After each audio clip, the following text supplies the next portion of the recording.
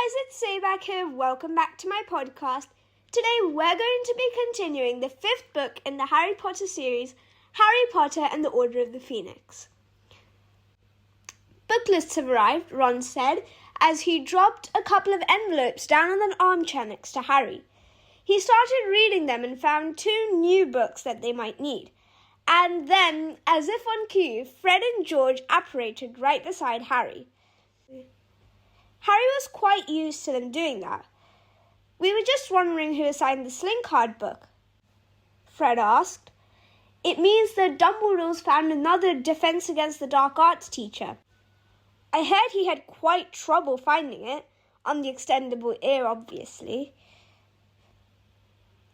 "Who would want to take up the post anyways?" Ron chipped in, "after what happened to the last 4. Harry jogged his memory. 1 sacked, 1 dead, 1's memory was wiped, and 1 was locked in a trunk for 9 years and was impersonated by a mass murderer. I see what you mean." Ron was opening his letter from Hogwarts, and something came tumbling out. "What's up with you, Ron?" asked Fred. Ron's mouth was slightly open, gaping at his letter. "What's the matter?" Fred said impatiently.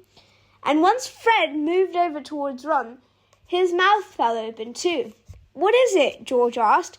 "Ron's got a prefect badge," Fred said. "Prefect?"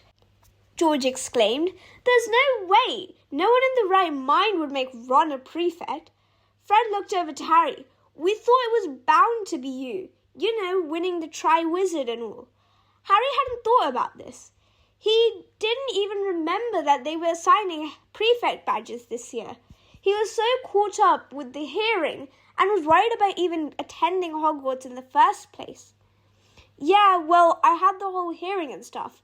I feel like making me the prefect wouldn't be the best role model to new students, don't you think?" Fred looked at him. "Are you kidding me? It would be Dumbledore's last stand, just to show the Ministry how much faith he puts in you. That's exactly what he wants to show them, isn't it?" Harry thought about it. Fred was right. If Dumbledore really wanted to show the Ministry how much he trusted Harry, why not make him a prefect? Word would get out pretty quick. "There should have been a mistake," Fred said. He snatched the letter from Ron. "Prefect. Ickle Ronnie, the prefect. Mum's going to be revolting," groaned George. "Can I see it?" Harry asked. "Sure." Ron handed over the prefect badge. It had a golden and bronze colour to it, with a bit of red as well, and a roaring Gryffindor tiger on the front with a large P in the middle. Then Hermione burst in. I knew you'd get it, Harry. Me too." She showed Harry her prefect badge. "It's not mine," Harry said. "What?" Hermione said back. "It's Ron's." "Ron's?" she said, almost surprised. "Oh, of course, Ron, wonderful. Congratulations." "We're as surprised as you are, Hermione," Fred said. "No, Ron's done loads of great things. Besides, he was always there with Harry and me. It makes total sense why Dumbledore picked him." Then Harry thought about it. Thought about what Hermione had said. They weren't always there. They weren't there when Harry faced Quirrell or Voldemort. They weren't there when Harry faced and killed the Basilisk. They weren't there when Harry faced the Dementors and Sirius. And they weren't there in the graveyard when he saw Voldemort come back to life. Harry and Hermione weren't always there. So why had Ron become a prefect? Jealousy filled Harry. He thought that he should have been the prefect. But could he complain? I mean, at least for his best friend? Then Molly Weasley walked in. "Ron, do you know what colour pyjamas you want? You're just going so fast and you need new ones. Charlie's ones are too large for you as well." "How about red and gold to match his badge?" George said. "Match his what?" Mrs. Weasley said, as she didn't even mind to look at them. "His badge," Fred said. "His lovely, shiny new prefect's badge." "No, Ron, you're not..." Ron held up his badge, and Mrs. Weasley shrieked. I don't believe it. Oh, I don't believe it. Well, Ron, that's amazing. That's everyone in the family. So what of Fred and I? George asked. Next door neighbours. Mrs. Weasley completely interrupted his snarky comment. Oh, Ron, what will it be then? What do you mean? Ron asked. Well, you always get a little gift, sort of a prize. When Charlie got his badge, he asked for a cauldron. Bill asked for an owl, but you've already got one. So, what do you want? A new pair of robes would do good for you.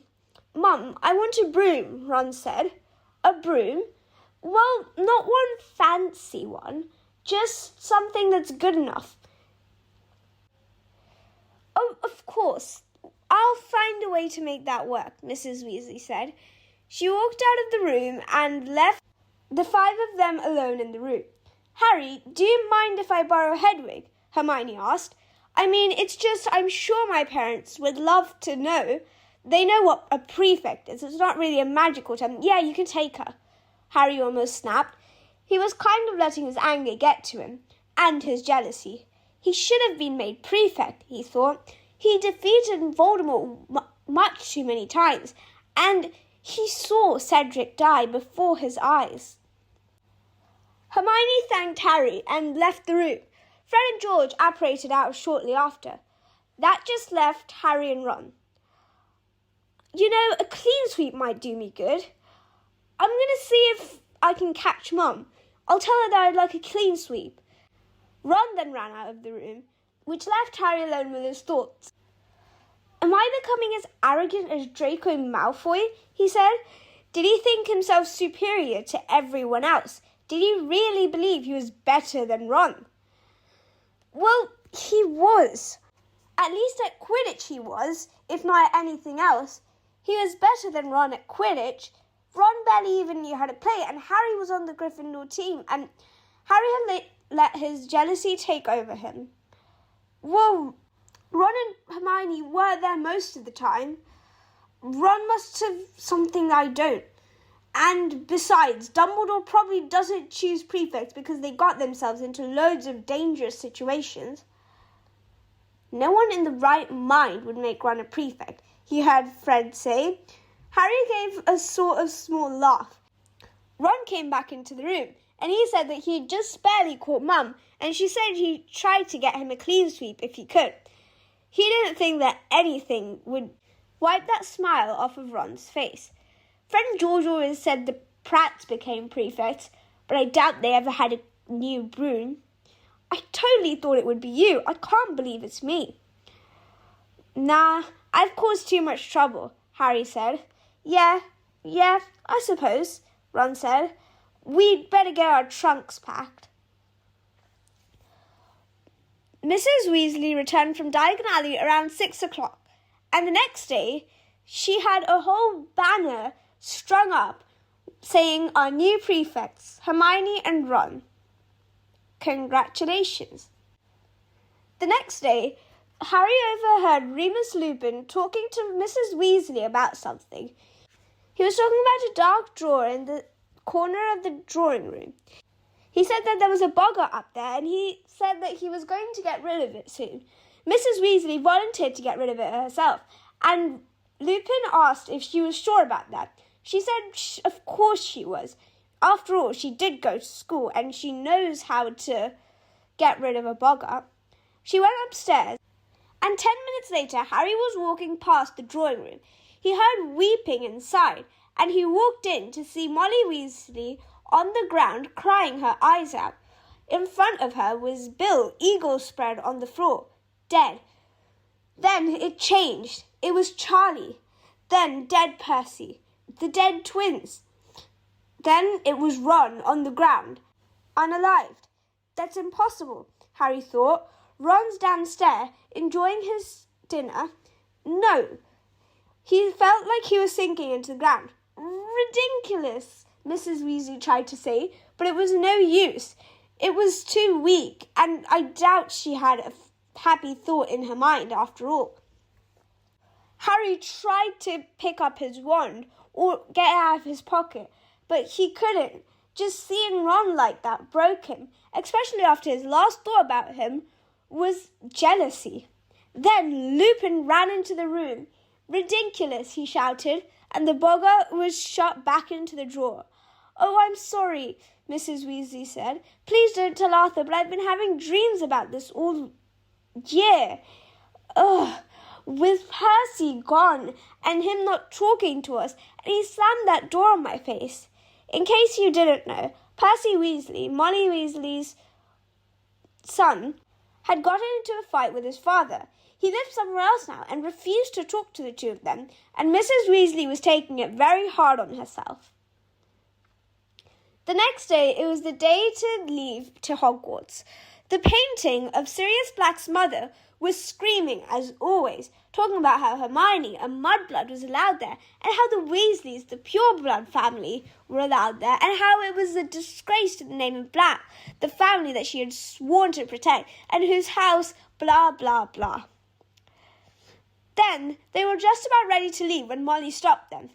"Moody's been saying that we have to wait for Sturgis Podmore, the guard," Hermione reminded Harry. "I need a guard." "Well, yeah, also because Sirius wants to tag along. I told him he shouldn't leave, but he won't listen. He's been cooped up in this house all day. Come on, it'll be nice for him." They reached the platform, and Molly was worrying about where Moody was. "There he is," she finally said as he walked over with all of the luggage. Sirius was with all of them. For some reason, he just couldn't stay in the house while Harry, Ron, Hermione, and Ginny, as well as Fred and George, were setting off to Hogwarts. They all got onto the train and waved goodbye to Tonks, Lupin, Molly, Sirius the dog, and Moody. Lee had noticed Sirius and had commented Harry on getting a dog. Of course, he didn't know it was really a suspected mass murderer in disguise. Ginny talks about finding some seats, and Harry makes the mistake of asking Hermione and Ron to come along. "Well, Harry, we don't want to, but we kind of have to go to the prefect's carriage." "Oh, yeah," Harry said. "It's not for long. The letter just said that we have to go there for the first briefing, and then we'll be patrolling around the corridors, so we're bound to meet you." "We'll see you later," Hermione said. "Look, I don't want to go there," Ron said. "I'm not Percy, but I have to." "Of course, I get it," Harry said. The two of them set off, and Harry and Ginny tried to find Neville. "Everywhere else is full," Neville said. "Of course not. We can sit in here." Ginny pointed to a cabin with but one girl inside, reading an upside-down magazine.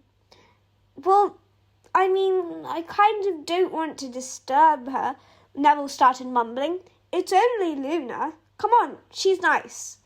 Luna was in Ginny's year, except she was in Ravenclaw while Ginny was in Gryffindor. But they had a few lessons together. "Hi, Luna. How are you doing?" Ginny asked. "I'm fine." "You're Harry Potter," she said once she saw Harry. "I know I am," Harry said, chuckling. Neville took out a plant from his bag. "What's that? A birthday gift? Thought you'd get another remembrall," Harry said. "Well, no. My aunt actually got me this. I think Professor Sprout would love to see it. I don't think Hogwarts has any. It's a Mimbulus Mimbletonia." "What does it do?" Harry asked. "All sorts of things. Watch. Hold Trevor for me." Neville thrust Trevor into Harry's hands and held the Mimbulus Mimbletonia. He took out his wand and said a spell. Suddenly, the whole cabin was sprayed in green goo. "Oh, this is disgusting," Ginny said. Just then, Cho Chang walked in. "Hello, Harry," she said. "Oh, bad timing, is it?" "No, of course not, Cho," Harry said, but Cho was already walking off. "Squawgify," Ginny said, cleaning up the mess. Soon after, Harry and Ron walked into the compartment, and they told them who the other prefects were. You'll never believe who's the prefect for Slytherin. Malfoy. Gosh, we can't get up to any trouble with him around, huh? Oh, shut it, Ron. The other one's that pig, Pansy Parkinson. Who's Hufflepuff? Harry asked. Ernie Macmillan and Hannah Abbott. Ravenclaw's Anthony Goldstein and Padma Patil, Ron said. You went to the Yule Ball with Padma Patil, Luna said, looking at Ron. Yeah, I did. She said she didn't quite like it. She said you didn't dance and just made her sit around the whole day. She wasn't very happy about it. Well, I wasn't in the mood for dancing, Ron tried to defend himself. I'm going to get Crabbe and Goyle so good if they get into any trouble. Ron, you shouldn't be abusing your role. Well, Malfoy's going to abuse it. Are you really going to stoop down to Malfoy's level? I'm going to make Crabbe write lines. I must not look like a baboon's backside. Luna doubled over, laughing. Are you taking the mick out of me? Ron asked. Baboon's backside. She chuckled so hard it looked like she would explode. Ron was getting a bit annoyed with her. But then Harry saw something in Luna's hand. It was a magazine called The Quibbler. Could I take a look? He asked. Luna gave it over, and he read something about Sirius Black. Sirius Black, maybe not all the villain he's painted to be. Anything good in there? Ron asked. Of course not. The Quibbler's just a load of rubbish, Hermione said. Everyone knows that. My father's the editor, Luna said. Oh, well, I guess there's some good bits in there. It's quite interesting what it's doing with Dumbledore and... Luckily, Hermione was saved by none other than Draco Malfoy. He came into the compartment. His two cronies, Crabbe and Goyle, just behind him. What? Harry asked aggressively before Malfoy could even open his mouth. Manners, Potter, or I'll have to give you a detention, said Malfoy. You see, I, unlike you, have been made a prefect, which means that I, unlike you, have the power to hand out punishments. Yeah, said Harry, but you, unlike me, are a git, so get out and just leave us alone. Ron, Hermione, Ginny and Neville all laughed, Luna trying to hold it in after the last time she laughed, which Ron wasn't the biggest fan of. How does it feel, Potter? Tell me, Malfoy asked with a smug look on his face, being second best to Weasley. Shut up, Malfoy, Hermione said, pushing him out of the compartment. We'd better get dressed into our robes, Ginny reminded. We'll be at Hogwarts soon. Harry was excited. He was actually going back. He couldn't believe that he wasn't made a prefect, but he was grateful that at least he got to go, especially after that hearing. They got changed into their robes, and there was a whole commotion about pets outside. I can't find Pig, Ron said. Well, Luna's got her. I can't find Crookshanks. I think Ginny's got her, Neville said. They both walked over to the carriage where Ginny and Luna were sitting. I got Crookshanks for you, Ginny said. Luna handed Ron his cage with Pigwidgeon inside. First year's over here, Professor Grubbly Plank said. She had been the Care of Magical Creatures teacher before Hagrid. Where's Hagrid? Harry asked. He couldn't have left. Maybe he's been sacked, Ginny said. No, Dumbledore would never do that. Besides, he's only been working as a teacher for 2 years. Maybe he's on a mission. I don't know. Professor Grubbly Plank's probably just his cover for a while. What are those? Harry said, astonished, as he pointed to the front of the carriage. What are you talking about, Harry? Those things that are pulling the carriage. Harry saw 2 large black winged creatures at the front of the carriage that they were sitting in. Harry, nothing's pulled the carriage. They've always been enchanted. No, there is something there. I can see it. You're not the only one, Harry, Luna said. I'm just the same as you. You mean you can see them? Harry asked. It wasn't the most assuring thing, sharing something, more of a hallucination with Luna Lovegood, but it was the best he could get. I think that's enough for this week, and I hope you enjoyed today's podcast. Make sure to tune in next week, and don't forget to subscribe to me on Apple Podcasts, Spotify, and Google Podcasts. Until then, goodbye.